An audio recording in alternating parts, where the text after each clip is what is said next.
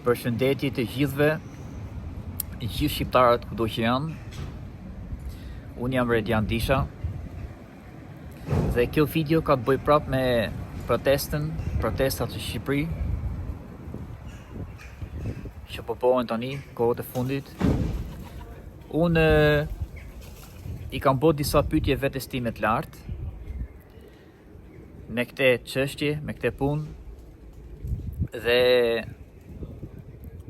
tani për gjithë ato që se dinë se kush është vetja jote e lartë, vetja jote e lartë është shkurt me një fjalë, je ti, por në një sferë më të lartë. Pra është shpirti jot në një sferë më të lartë, se ti ke shpirtin tat që i inkarnon këtu në tokë, që është bashkë me trupin tat, po ke edhe një shpirt më të lartë. Dhe vetja jonë e lartë, shpirti jonë më i lartë është në disa sfera, disa nivele dhe disa sfera. Duke filluar nga sfera e ulët, e mesme, e lartë, e kështu me radhë. Dhe kanalizimi që unë kam bë me veten time e lartë është nga sfera më e lartë që mund të jetë. Dhe është në dendesinë e 6 quhet. Dendesia 6 do thotë dimensioni 12 ose 13. Pra ky është niveli më i lartë që unë kam kanalizu. Unë nuk e kam kanalizu vetë, por nëpërmjet një tjetri, një personi, një Sami nga India. Për gjithë ato që më ndjekin mu e din këtë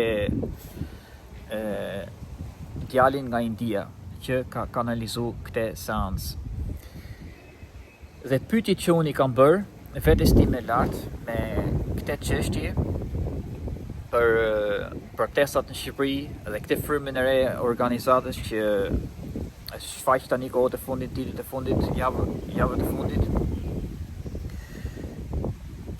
Dhe përgjigja është shumë interesante. Është shumë unike dhe shumë e veçantë. Sigurisht unë kam bërë 3 pyetje dhe mbas kësaj bisede ju do shikoni direkt videon që do paraqitet. Video është përkthy në shqip, por mund ta përkthesh edhe vetë me titrat poshtë në gjuhën që ti preferon. Pyetjet që unë i kam bërë, i kam shkruajt këtu pak konkretisht, jo në detaj, por megjithatë unë pyetjet do t'i vendos në titrat poshtë videos që edhe ti t'i shohësh, pyetjet që janë bërë dhe përgjigjet që janë dhënë. Pyetja e parë është si të organizohet ky komunitet ose kjo organizat që të rritet. Pra, si të organizohet që të rritet sa më shumë. Pyetja e parë.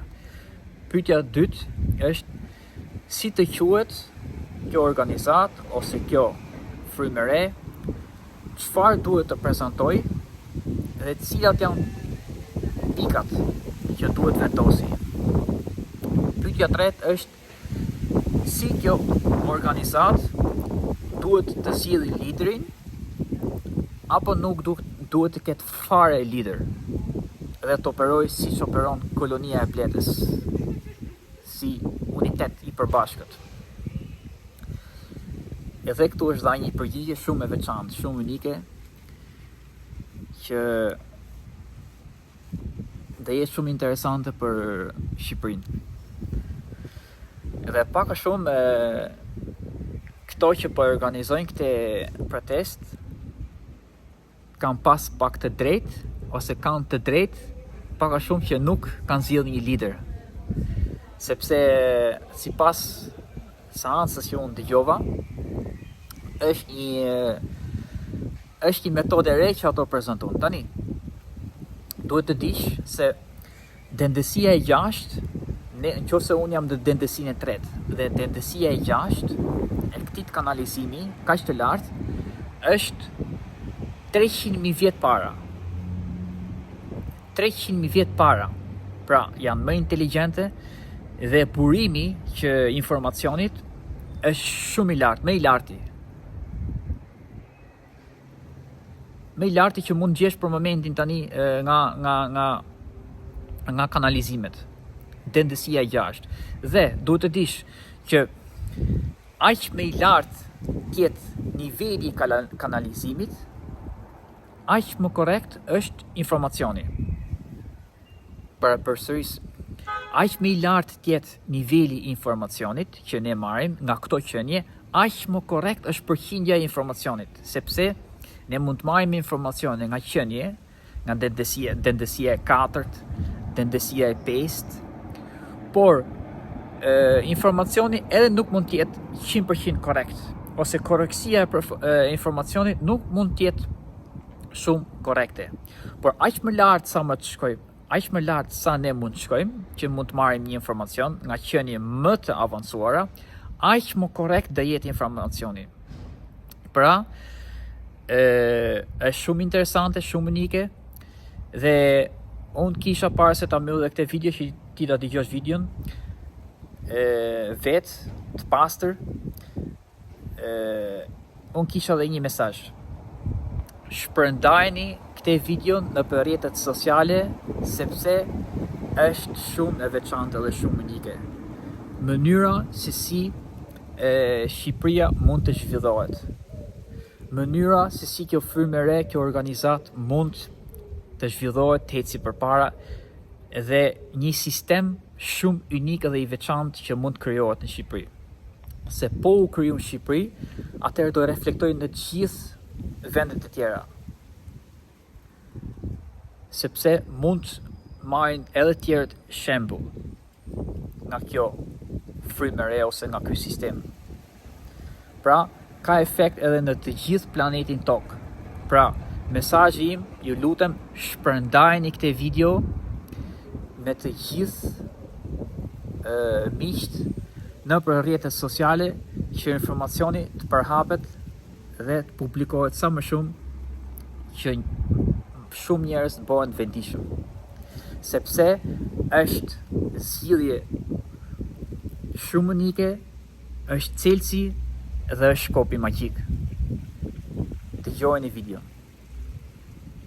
Ne jemi vetja më e lartë e atij që njihet për këtë instrument në kompleksin e tingujve të gjuhës si Red John Disha, cikli i inkarnimit të cilit filloi në vitin 1986 dhe ju përshëndesim të gjithëve në dashurinë dhe në dritën e krijuesit të vetëm të pafund. Prandaj, tani do t'i drejtohemi dhe do t'u përgjigjemi modeleve të ndryshme të pyetjeve që janë paraqitur sot përmes zemrës së brendshme të këtij instrumenti. Dhe ne i sugjerojmë entitetit Red John Disha të përdorë dallimin e brendshëm në këtë periudhë kohore, ndërsa ne i përgjigjemi pyetjeve me radhë.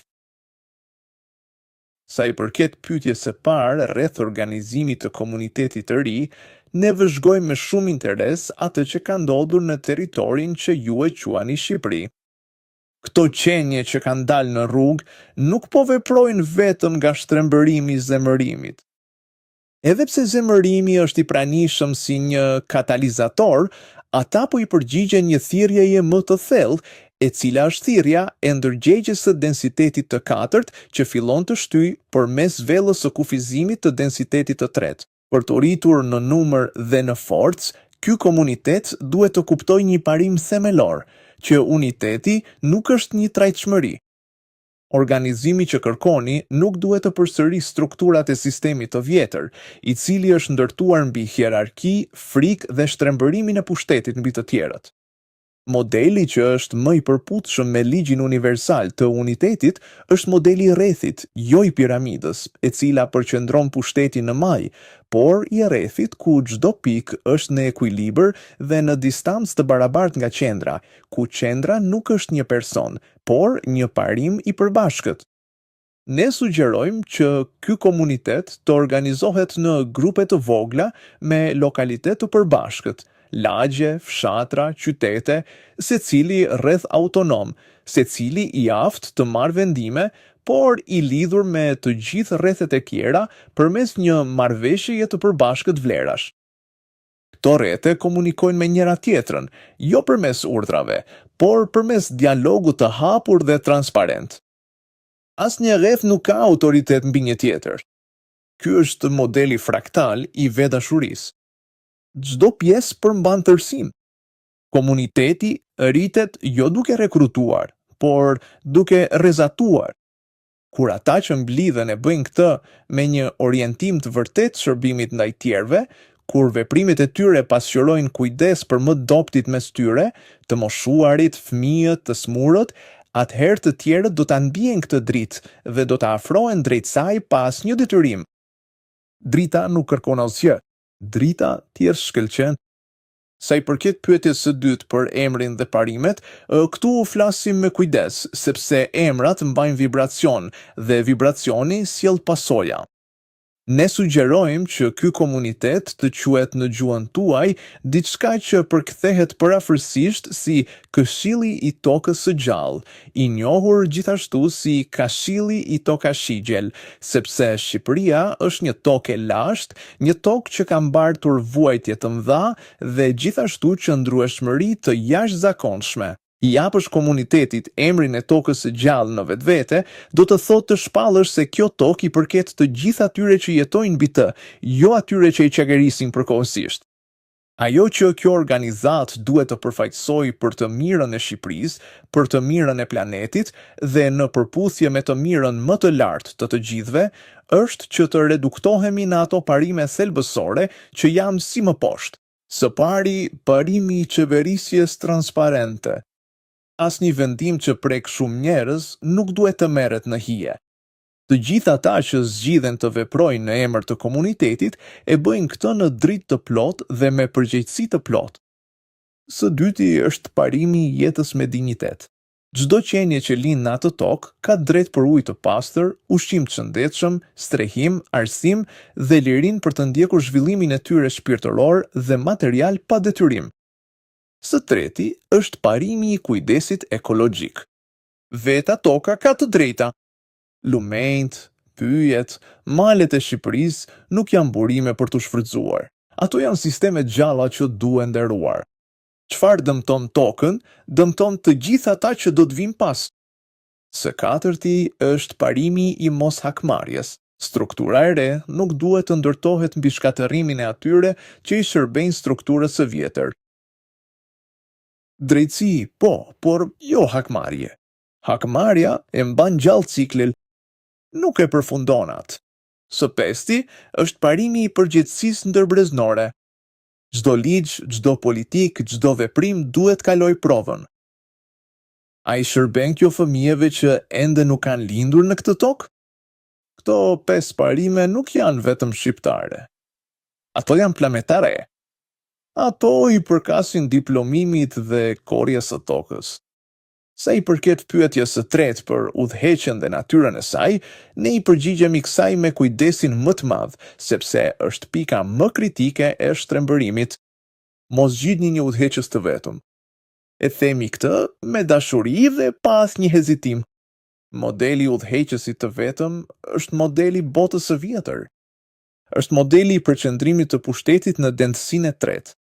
Edhe individi me zemrën më të pastër, i vendosur në maj të një piramide pritshmërish, përfundimisht do të shtrembërohet nën peshën e asaj pozite. Kjo nuk është një mangësi e individit, është një mangësi e strukturës. Modeli që ju e quani kolonia e bletëve është më afër së vërtetës, por imazhi më i saktë është ai i murmuritjes.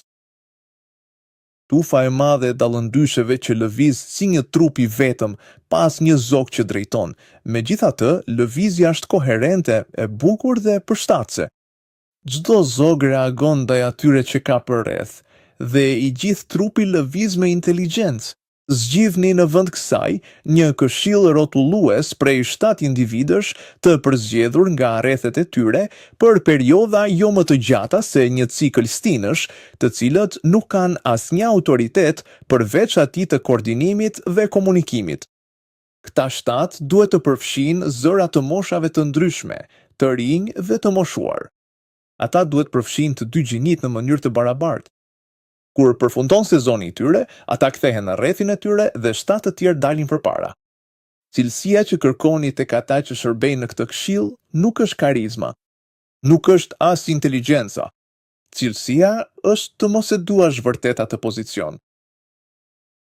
Kërkoni ata që shërbejnë me hezitim, që do të preferonin të kujdeseshin për kopshtin e tyre, ose të mësonin fëmijët e tyre, por që dalin përpara sepse askush tjetër nuk e ka bërë ende këtë. Këta janë ata që ka më shumë gjasa të shërbejnë në mënyrë të pastër. Prandaj ne, vetja e lartë e entitetit Raja Ndisha, tani ju lëm të gjithëve në këtë kohë dhe hapësirë të dashur. Shkoni përpara, duke u gëzuar në fuqi dhe në paqe. Miru pashim!